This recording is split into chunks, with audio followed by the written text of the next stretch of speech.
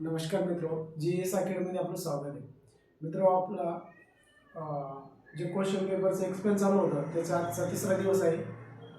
काय कारणास्तव काल लेक्चर झालं नाही आपले जे क्वेश्चन पेपर चालू होता तर त्याच्यातनं आपण मॅथ घेणार आहे. आपलं मॅथ बाकी आहे. त्याच्यानंतर परत मॅथ घ्यायच्या अगोदर आपले GSचे काही 7-8 क्वेश्चन बाकी आहेत.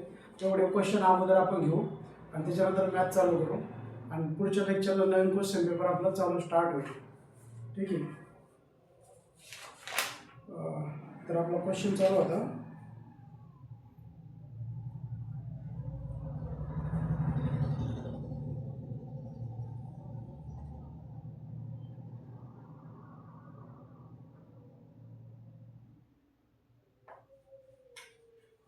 क्वेश्चन होता स्पोर्टवरचा क्वेश्चन होता, खेळाडूवर क्वेश्चन होता. क्वेश्चन असा होता, एस विजयलक्ष्मी आणि निशा मोहिता कोणत्या खेळाशी संबंधित आहे?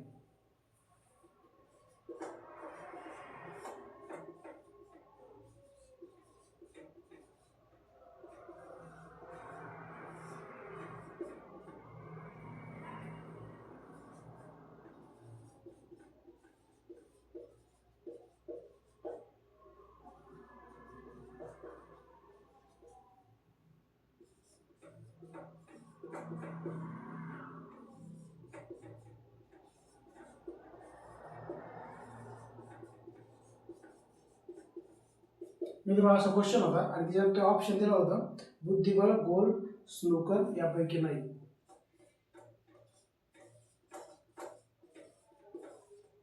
बुद्धिबळ,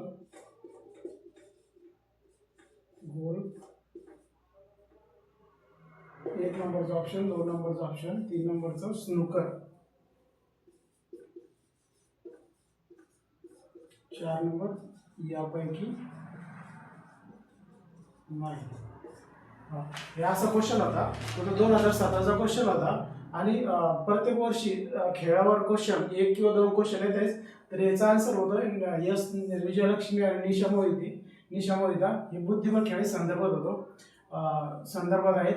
मित्र, लक्षात ठेवा की काय करायचं माहिती आहे का, हिच्यावर क्वेश्चन 100% कोणत्या ना कोणत्या जिल्ह्यावर, स्पोर्टवर 100% कोणत्या ना कोणत्या जिल्ह्यावर, कोणत्या ना कोणत्या जिल्ह्यामध्ये क्वेश्चन 100% येतेच. तर त्यासाठी जेवढे काही महाराष्ट्रातले खेळाडू आहेत किंवा भारतातले खेळाडू आहेत ते खेळाडू आणि ते खेळाडू कोणत्या खेळाच्या संदर्भात आहे याचा अभ्यास तुम्हाला करावा लागणार आहे. आपल्या टेलिग्राम चॅनलला आहे ना, याचे पी डी एफ टाकण्यात येईल आणि त्याच्यानंतर परत एक असा क्वेश्चन येते की राज्याचे राज्यपाल, राज्य देण्यात येईल आणि त्याचे राज्यपाल विचारण्यात येईल. किंवा अशा पण क्वेश्चन येते GSला राज्याचे मुख्यमंत्री, राज्य आणि राज्याचे मुख्यमंत्री असं पण क्वेश्चन येऊ शकते. किंवा महाराष्ट्राचे पोलीस महासंचालक, तुम्ही ज्या जिल्ह्यामध्ये फॉर्म भरताय त्या जिल्ह्याचे SP विचारले जाऊ शकते.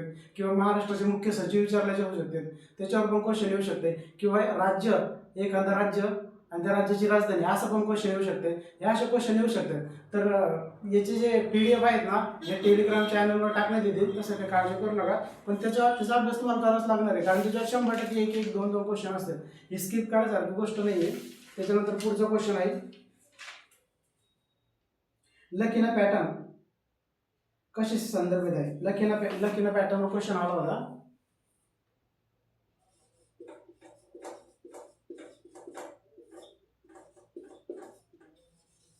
लकीना पॅटर्न कशाशी संदर्भ आहे?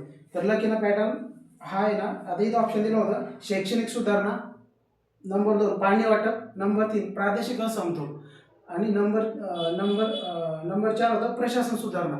तर लकीना पॅटर्न याचा उद्देश काय होता माहिती आहे का, जिल्ह्यातील जिल्हा व्यवस्था, जिल्ह्यातील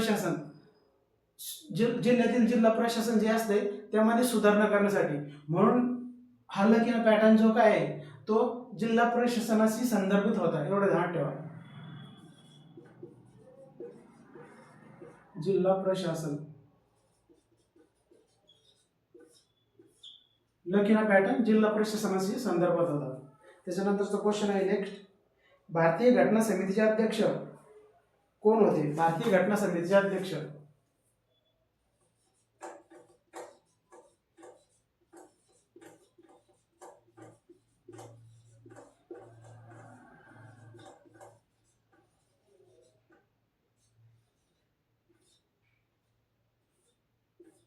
भारतीय घटना समितीचे अध्यक्ष कोण होते असा क्वेश्चन विचारला होता आणि ऑप्शन दिला होता डॉक्टर राजेंद्र प्रसाद, 2 नंबरला ऑप्शन होता डॉक्टर बाबासाहेब आंबेडकर, 3 नंबरला ऑप्शन होतं सी राजगोपालचारी आणि 4 नंबरला ऑप्शन होतं पंडित जवाहरलाल नेहरू.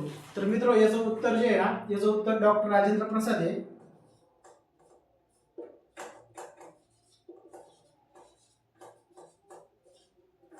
हे त्याचं उत्तर आहे. आणि डॉक्टर बाबासाहेब आंबेडकर.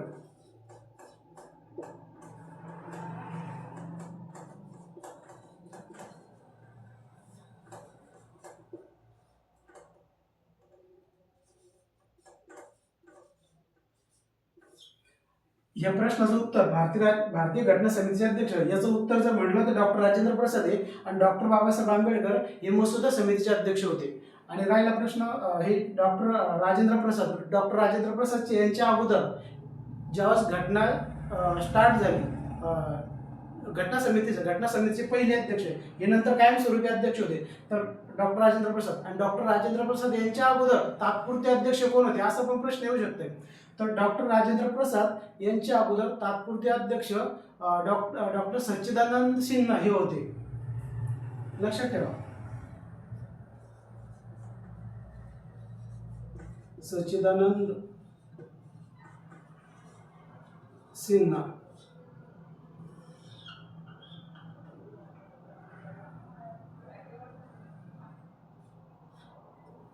घटना समितीचे पहिले तात्पुरते अध्यक्ष सच्चिदानंद सिन्हा हे 9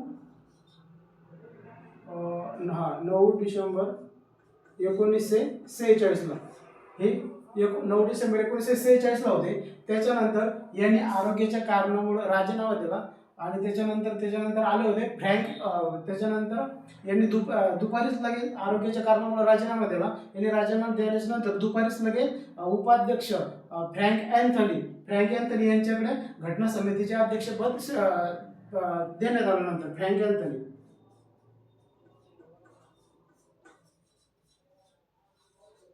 ठीक आहे, लक्षात ठेवा, घटना समितीचे तात्पुरते अध्यक्ष सच्चिदानंद सिन्हा 9 डिसेंबर 1946 त्यांनी आरोग्याच्या कारणामुळे सांगितलं की बाबा मी अध्यक्ष, माझी तब्येत ठीक नाही, मी राहू शकत नाही. त्याच्यानंतर कोण बनवलं? फ्रँक अँथनी हे उपाध्यक्ष होते, यांच्याकडे पद तात्पुरते देण्यात आलं. त्याच्यानंतर 11 डिसेंबर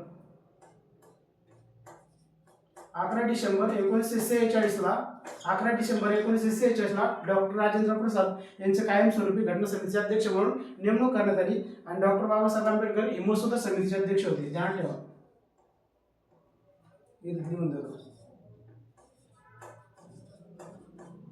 मसुदा समिती. ठीक आहे, हे कन्फ्यूज करणारी बुद्धी आहे, तर लक्षात ठेवा. त्याच्यानंतरचा क्वेश्चन आहे आपला, जगप्रसिद्ध खजुराहो लेणी कोणत्या राज्यात आहे? खजुराहो लेणी ही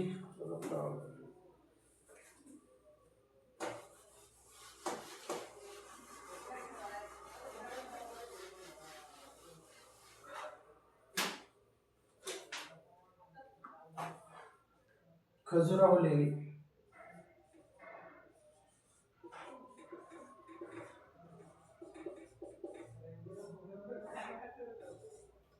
याच्यात ऑप्शन दिले होते राजस्थान, मध्य प्रदेश, बिहार यापैकी नाही. ऑप्शन लिहून देत नाही, ऑप्शन लिहून देण्यासाठी वेळ लागतो, त्याच्यामुळे डायरेक्ट आन्सर देतो. मध्य प्रदेशमध्ये होती.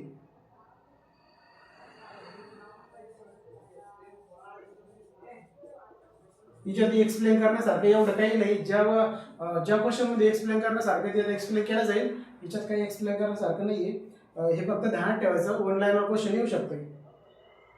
त्याच्यानंतर आहे, मुघल राजवटीमध्ये खालीलपैकी कोणाला जिंदा पीर म्हणून ओळखले जाते? आता जिंदा पीर, लक्षात ठेवा, जिंदा पीर म्हणून कोणाला ओळखले जाते?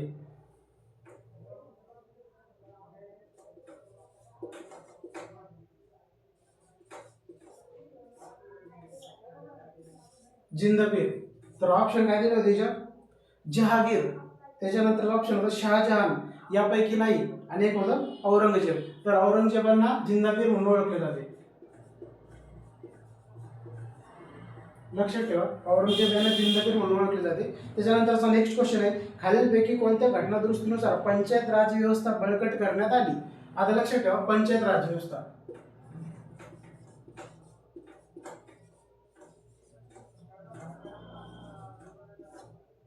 पंचायत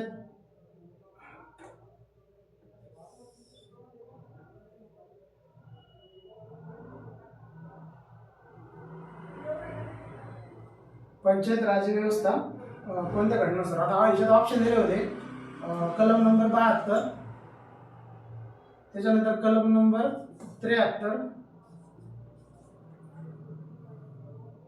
सॉरी घटनादुरुस्ती, 72वी घटनादुरुस्ती, 73वी घटनादुरुस्ती, त्याच्यानंतर 74वी घटनादुरुस्ती, 3 नंबरला आहे 74 74वी घटनादुरुस्ती, आणि 4 नंबरला आहे यापैकी नाही.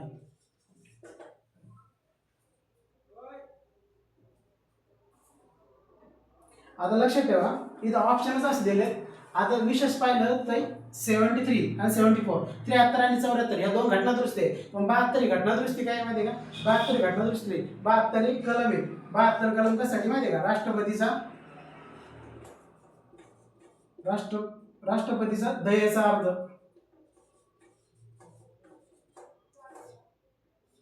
सॉरी राष्ट्रपतीचा दयेचा अधिकार.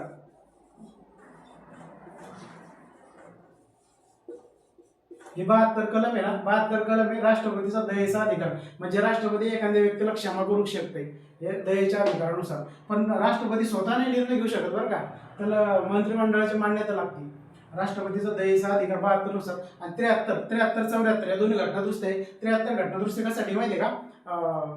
पंचायत राज व्यवस्थेसंदर्भात. पंचायत राज व्यवस्थेसंदर्भात 73वी घटनादुरुस्ती. आणि 74 घटनादुरुस्ती कशासाठी माहिती आहे का? 74वी घटनादुरुस्ती स्थानिक स्वराज्य संस्थेसाठी. लक्षात ठेवा इथं देतो लिहून पंचायत राज. हा हे तर ऑलरेडी लिहिलंच आहे. पंचायत राज व्यवस्थेसाठी 73वी घटनादुरुस्ती आहे. आणि ही जी 74वी घटनादुरुस्ती आहे विकासासाठी माहिती आहे का? स्थानिक स्वराज्य संस्था.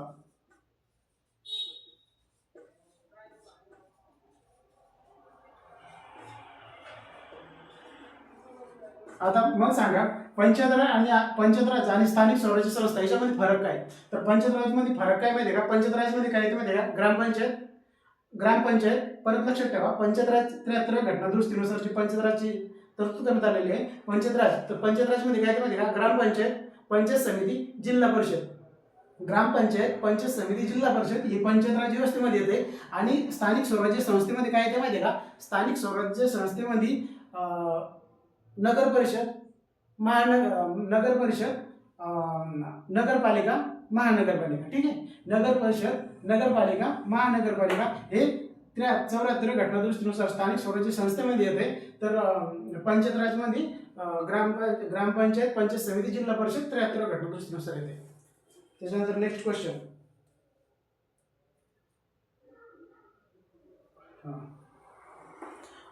अमेरिकेच्या राष्ट्राध्यक्षांची निवड किती वर्षांनी होते?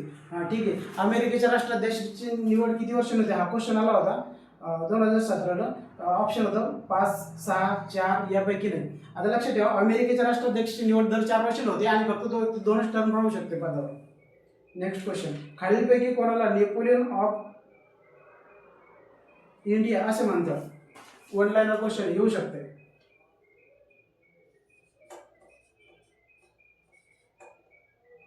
नेपोलियन ऑफ इंडिया,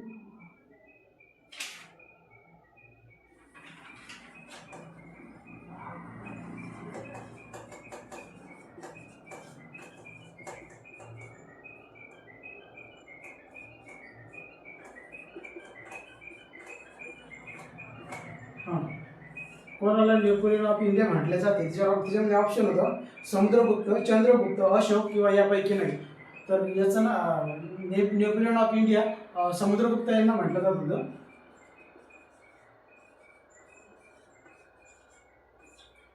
समुद्रगुप्त यांना नेपोलियन ऑफ इंडिया म्हटलं जात होतं. त्याच्यानंतर नेक्स्ट क्वेश्चन आहे भारतावर कोणत्या मुस्लिमाने सर्वप्रथम स्वारी केली? हा महत्त्वाचा क्वेश्चन आहे. भारतावर सर्वप्रथम कोणी स्वारी केली असा क्वेश्चन नाहीये. पहिली सॉरी जर म्हटलं, जर पहिले भारतावर क्वेश्चन काय विचारलाय? भारतावर सर्वप्रथम कोणत्या मुस्लिम व्यक्तीने कोणत्या मुस्लिमाने सर्वप्रथम स्वारी केली? तर त्याचा ऑप्शन, ठीक आहे क्वेश्चन घेऊ पहिला. भारतावर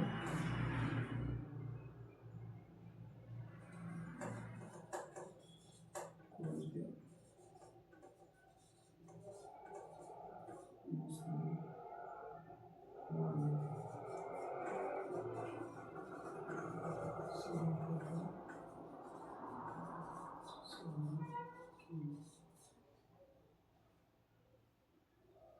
ऑप्शन आहे, याचा ऑप्शन द्यावाच लागेल कारण तिन्ही ऑप्शन महत्वाचे. मोहम्मद बिन कासिम,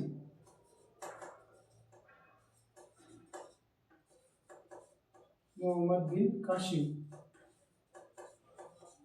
त्याच्यानंतर दुसरा ऑप्शन आहे मोहम्मद तुगलक, मोहम्मद बिन तुगलक.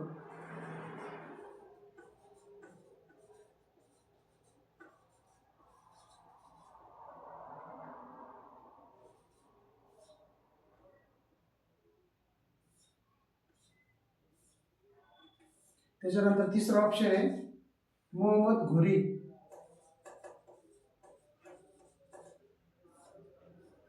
मोहम्मद घोरी. चौथा ऑप्शन आहे यापैकी नाही.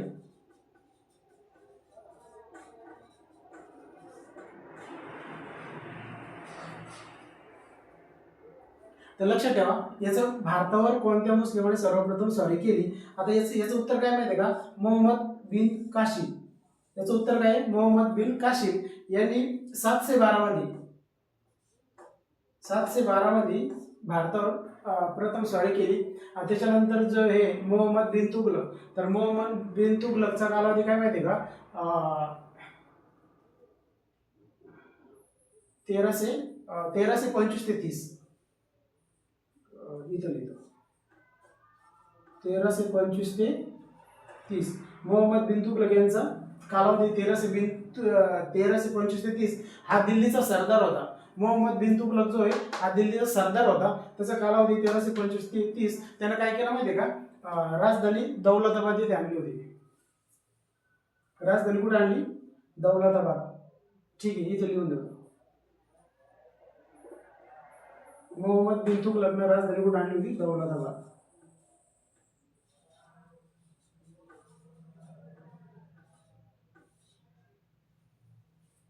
आणि जर भारतावर प्रथम आक्रमण करणारा व्यक्ती जर विचारला तर अलेक्झांडर. त्याच्यानंतर नेक्स्ट क्वेश्चन आहे, नेक्स्ट क्वेश्चन काय आपला, कुठे गेलाय, कोणत्या ग्रहाला स्वतःभोवती व सूर्याभोवती फिरण्यास सारखाच कालावधी लागतो. आता शुक्र, डायरेक्ट ऑप्शन आहे, याचं शुक्र उत्तर आहे. स्वतःभोवती व सूर्याभोवती फिरण्यासाठी सारखाच कालावधी लागतो शुक्र ग्रहाला. नेक्स्ट क्वेश्चन आहे, खालीलपैकी कोणती महिला भारतातील कोणत्याही राज्यात प्रथम मुख्यमंत्री म्हणून पदावर आली आहे. लेट्स फिरवला क्वेश्चन, भारतातील सरळ क्वेश्चन लिहून देतो. भारतातील पहिली मुख्यमंत्री महिला आणि कोणत्या राज्यामध्ये.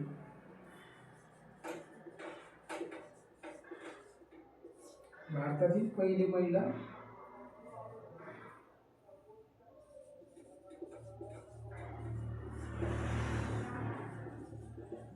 महिला मुख्यमंत्री.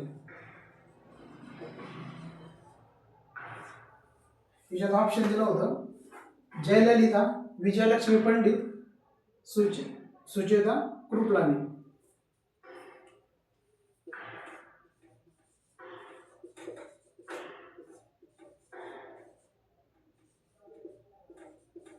त्याच्यानंतर दुसरा ऑप्शन आहे विजयलक्ष्मी पंडित.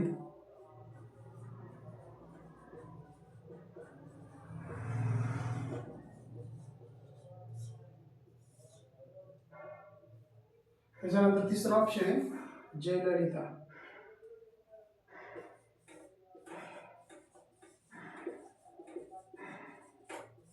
ठीक आहे, आता लक्षात ठेवा, जयललिता ह्या तामिळनाडूच्या मुख्यमंत्री होत्या, पहिल्या नव्हत्या.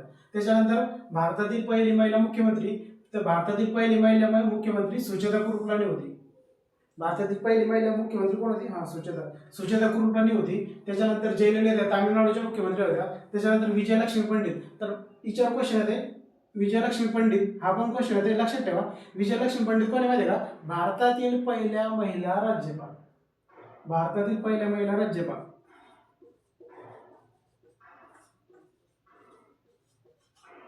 पहिल्या महिला राज्यपाल भारतातील, बरं का, भारतातील पहिल्या महिला राज्यपाल विजयलक्ष्मी पंडित. आणि सुचेता कृपलानी या भारतातील पहिल्या महिला मुख्यमंत्री तर कोणत्या राज्याच्या? यूपीच्या. उत्तर प्रदेश. यूपी लिहितो शॉर्टकटमध्ये. यूपीच्या पहिल्या महिला मुख्यमंत्री 1963 ते 67. 1963 to 67. 1963 ते 1967 मध्ये पहिल्या महिला मुख्यमंत्री.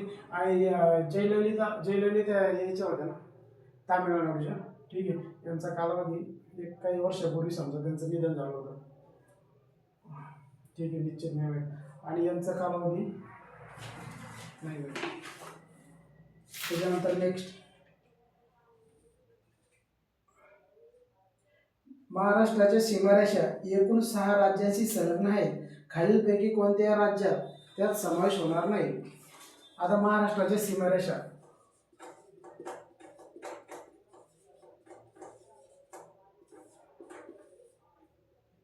महाराष्ट्राच्या सीमारेषा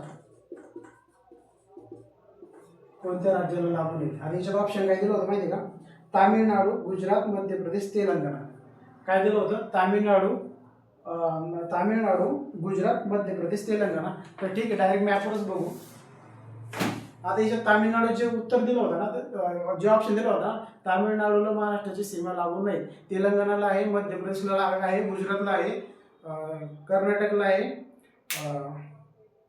त्याच्यानंतर छत्तीसगडला लागून आहे. असं मॅपवरच बघू. हे मॅप आहे.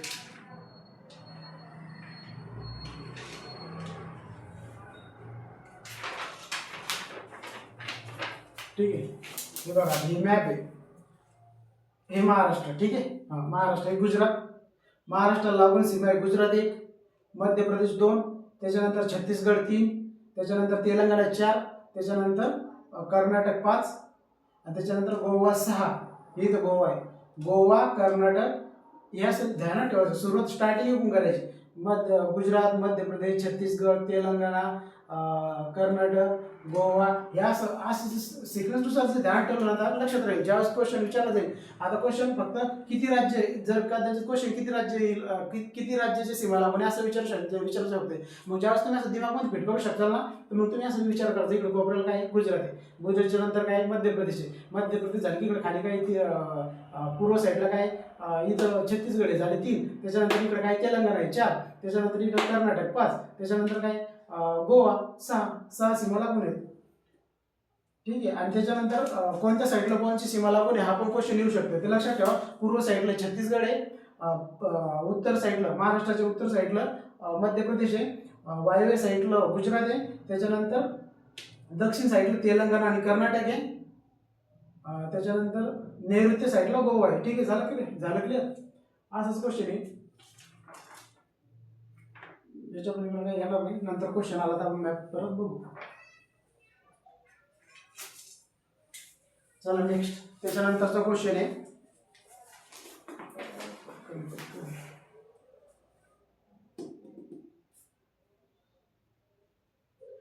मेळघाट व पैनघाट हे 2 स्वाभाविक विभाग खालीलपैकी कोणत्या जिल्ह्यात आहे? ऑप्शन दिला होता चंद्रपूर, गडचिरोली, अमरावती. मेळघाट व पैनघाट,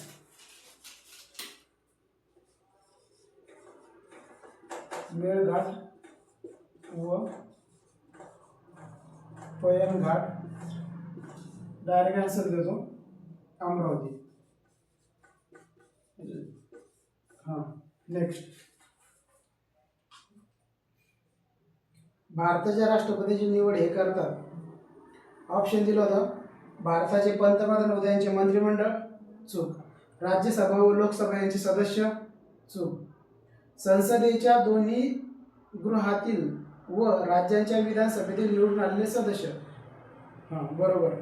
3 नंबरचा ऑप्शन. संसदेचे दोन्ही गृह आहे व राज्यांचे दोन्ही गृह आहे यांचे सदस्य नाही. महाराष्ट्रातली विधान परिषद नाही, विधानसभेचे सदस्य करतात. विधान परिषदेचे सदस्य राष्ट्रपतीची नेमणूक करत नाही. त्याच्यानंतर आहे मुंबई बेट हे इंग्लंडचा राजा चार्ल्स दुसरा यास रिकामी जागा यांनी दिलं होतं. आता हे बघ, मुंबई बेट अंदमान भेटलं होतं, अंदमान लागलं भेटलं होतं. मुंबई बेट कोणाला भेटलं होतं? चार्ल्स दुसरा.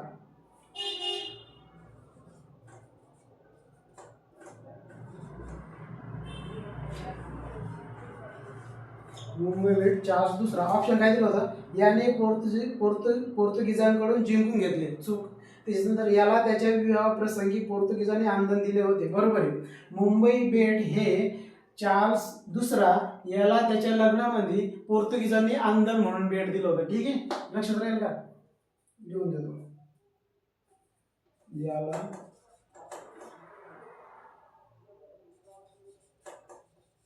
त्याच्या विवाह प्रसंगी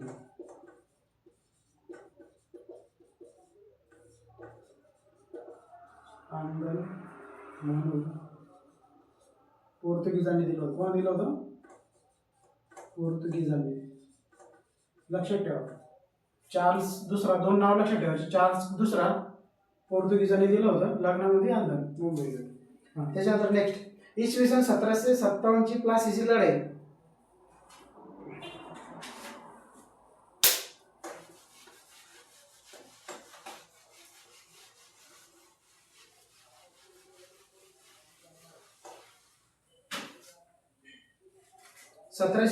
प्लासीची लढाई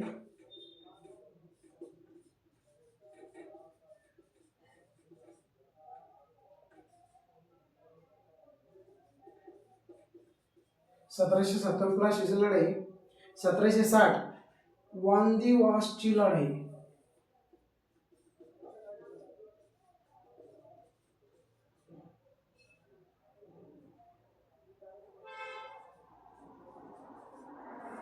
वांदिवासची लढाई.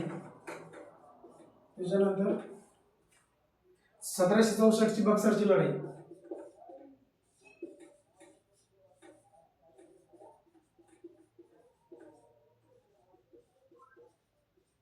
हा, 1764 ची बक्सर लढाई. या तिन्ही लढाया इंग्रजांनी जिंकल्या. त्यावेळी बंगालचा गव्हर्नर जनरल कोण होता? हा, ऑप्शन दिलं होतं,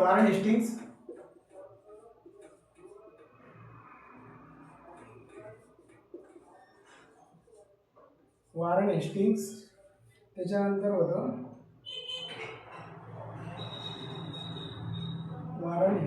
त्याच्यानंतर होतं रॉबर्ट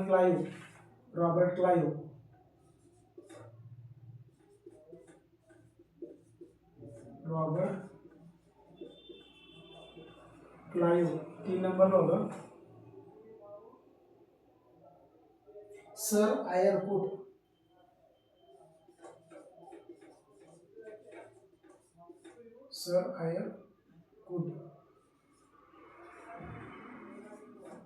चार नंबरला होतं डुप्ले.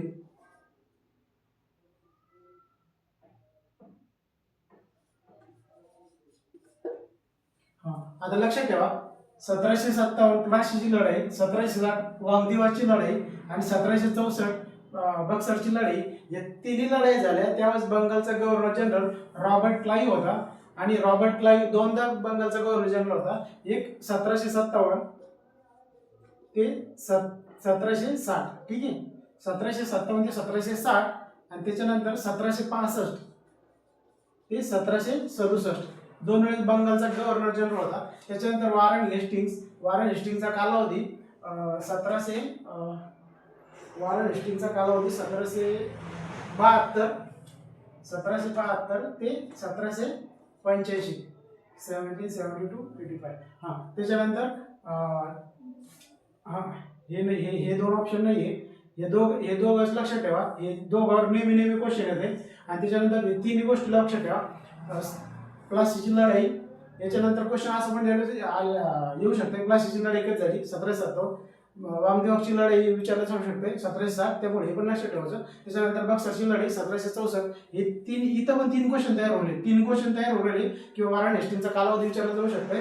बक्सरची लढाई हे दोघं क्वेश्चन नाही विचारत, हे फक्त टाकायचे म्हणून टाकले. विचार क्वेश्चन येतच नाही, कारण हे महत्वाची व्यक्ती आहेत. जेवढे काही गव्हर्नर जनरल आहेत ना, यांची लिस्ट टेलिग्राम चॅनलवर टाकतो. पण जेवढे काही गव्हर्नर जनरल आहेत त्यातले फक्त मोजके ना 7-8 गव्हर्नर जनरल महत्वाचे आहेत. त्यांचा कालावधी, ज्यांनी चांगले काही काम वगैरे केले त्यांचा कालावधी महत्वाचा आहे. याची पण PDF टेलिग्रामवर टाकून देतो. टेलिग्रामची लिंक मी डिस्क्रिप्शन बॉक्स मध्ये देऊन टाकेल.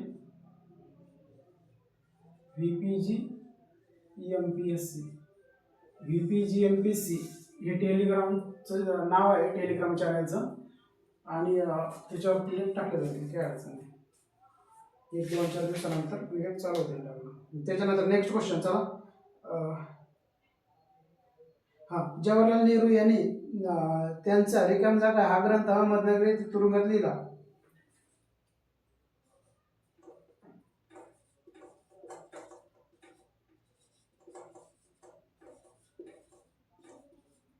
अहमदनगर पोलीस भरती 100% क्वेश्चन येऊ शकते. जवाहरलाल नेहरू, पंडित जवाहरलाल नेहरू बरं का.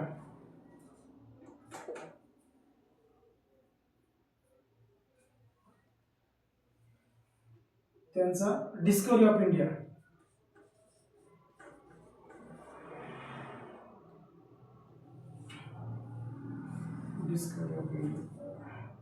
डिस्कवरी ऑफ इंडिया ऑप्शन दिलं होतं. ग्लिम्सेस ऑफ वर्ल्ड हिस्ट्री नाही, प्रिझन डायरी नाही, अनहॅपी इंडिया नाही, डिस्कवरी ऑफ इंडिया.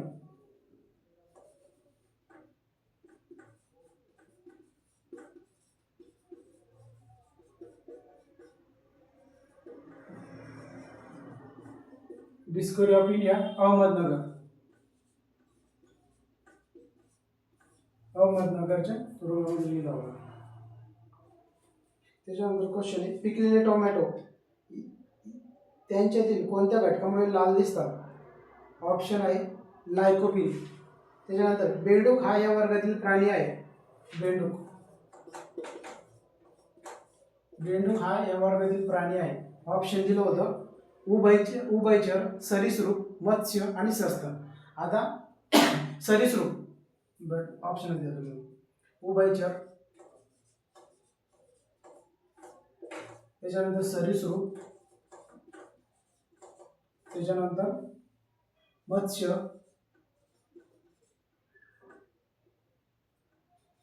मत्स्य 4 नंबरला आहे सस्तन. लक्षात ठेवा. आता उभयचर आता बेंडूक हा कोणता प्राणी आहे? सरीसृप म्हणजे काय? सरपटणार. आता बेंडूक हा सरपटणारा प्राणी आहे का? नाही. मग सरीसृप ऑप्शन होईल का? नाही. त्याच्यानंतर बेंडूक कोणता? मत्स्य प्राणी आहे का? मत्स्य म्हणजे मासे वगैरे नाही, मासे वगैरे मत्स्य प्राण्यामध्ये. त्याच्यानंतर सस्तन प्राण्यामध्ये काय माहिती आहे का? पक्षी वगैरे, मानव पण सस्तन प्राण्यामध्ये येते बरं का. मानव पक्षी हे सस्तन प्राण्यामध्ये येते. मत्स्यमध्ये काय ते मासे वगैरे येतात. आणि सरीसृपमध्ये काय ते सरपटणारे प्राणी.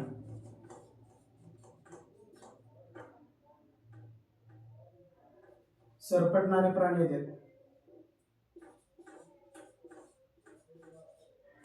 सरीसृपमध्ये सरपटणारे प्राणी. आणि सरपटणारे प्राणी तुम्हाला माहिती, मगर आहे, साप आहे. उभयचर. आता उभयचर बेंडूक कशात येते? मग उभयचर म्हणजे काय माहिती का? उभयचर म्हणजे असे प्राणी की जे जमिनीवर पण राहतात आणि पाण्यात पण राहतात, त्यांना उभयचर म्हणतात. आता बेंडूक जमिनीवर पण राहते आणि पाण्यात पण राहते. जमिनीवर ज्यावेळेस पावसाळा चालू असला त्यावेळेस बेंडूक वरती येते, आणि पावसाळा संपला कुठे जाते माहिती का? जमिनीच्या आतमध्ये. बेंडूक असा प्राणी आहे, हा बेंडूक आहे ना, बेंडूक असा प्राणी आहे की जो जमिनीच्या आतमध्ये 6 महिने जमिनीच्या आतमध्ये राहू शकते. जमिनीच्या आतमध्ये 6 महिने राहू शकते, आणि जमिनीच्या आतमधून त्याला ऑटोमॅटिक श्वास घेता येऊ शकते. जमिनीच्या आतमध्ये खोलवर राहते, एकदम खोलवर. जमिनीच्या आतमध्ये खोलवर 6 महिने राहणारा प्राणी बेंडूक आहे. माणसं जर जमिनीच्या आतमध्ये ठेवलं तर माणूस जगू नाही शकणार. पण बेंडूक 6 महिने राहू शकते जमिनीमध्ये. पण हा उभयचर प्राणी आहे. उभयचर म्हणजे की जो प्राणी जमिनीवर पण राहू शकते आणि पाण्यामध्ये पण राहते. जमिनीवर पण राहते, पाण्यामध्ये राहते, त्याला उभयचर प्राणी म्हणतात. झालं क्लिअर. नेक्स्ट. पाणी रंगहीन असते. बर्फ म्हणजे गोठलेले पाणी, मग ते पांढरा का दिसते? ठीक आहे. Direct option. बर्फाचे स्फटिक सर्व तरंगलांबीचे प्रकाश किरण परावर्तित करतात. हे त्याचा आन्सर आहे. चला मॅथ घेऊ. भरपूर झालं वाटतंय.